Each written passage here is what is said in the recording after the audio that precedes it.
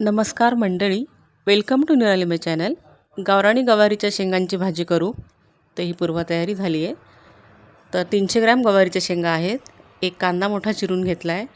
गॅसवर पॅन ठेवला आहे आणि पॅन चांगला तापला आहे. त्यात 3 मोठे चमचे तेल घातले. तेल तापल्यावर एक छोटा चमचा मोहरी घातली आहे. मोहरी चांगली तडतडली की त्यात एक छोटा चमचा जिरं घातलं आहे. जिरं मोहरी चांगली तडतडली की फोडणीसुद्धा छान बसते. तर त्यात एक मोठा कांदा तो बारीक असा चिरून घेतला आहे, तो घातला आहे. कांदा हा सोनेरी रंग येईपर्यंत चांगला परतून घेऊ, झाकण ठेवून आणि मधून हलवत राहू. कांदा घातला आहे, झाकण ठेवलं आहे. तर या गवारीच्या शेंगा गावराणी आहेत, त्याला शिरा असतात. तर त्या शिरा आम्ही अशा काढून घेतल्या आहेत आणि त्या निवडून घेतल्या आहेत. त्या आधीच निवडून झाल्या असल्यामुळे ते काही मला दाखवता आलं नाही. तर कांदा हा सोनेरी रंग येईपर्यंत परतला गेला आहे, चांगला परतला गेला आहे. त्यात आलं लसणाची पेस्ट घातली आहे, ठेचून घेतला आहे तो लसूण.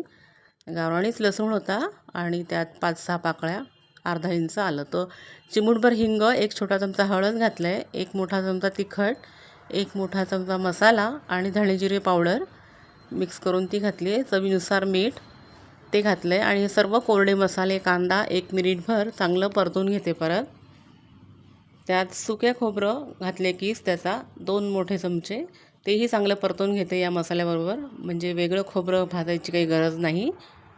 आणि हे गवार, तर 300 ग्रॅम गवार आहे, गावराणी गवार.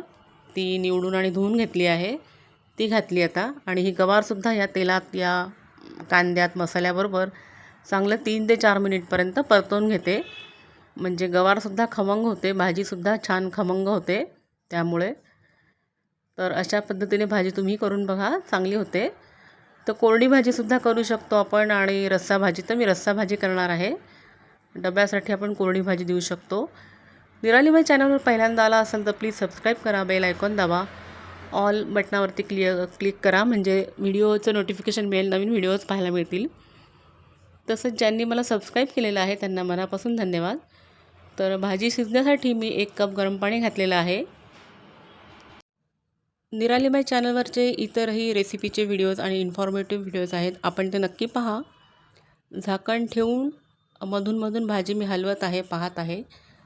तर भाजी शिजवण्यासाठी एक 10 ते 11 मिनिट लागलेले आहेत मीडियम हीटवर. आणि 3 ते 4 माणसांना पुरेशी आहे. भाजी शिजली का ते चेक करून घेते. तर अजून पाहिजे तेवढी शिजली नाही आहे. थोडंसं पाणी पुन्हा घातलं आहे मी भाजी शिजण्यासाठी, पुन्हा अर्धा कप पाणी घातलं आहे. तर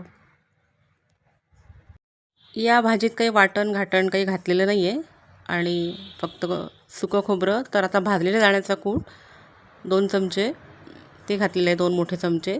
जाडसरच दाण्याचा कूट आहे, त्यामुळे भाजीला, ग्रेव्हीला दाटसरपणा येतो आणि भाजीची चव चांगली येते. झाकण ठेवले आणि 2 ते 3 मिनटापर्यंत भाजी पुन्हा ही शिजवून घेतली आहे. तर छान ॲरोमा येतो आहे. पहा, भाजी शिजलेलीच आहे.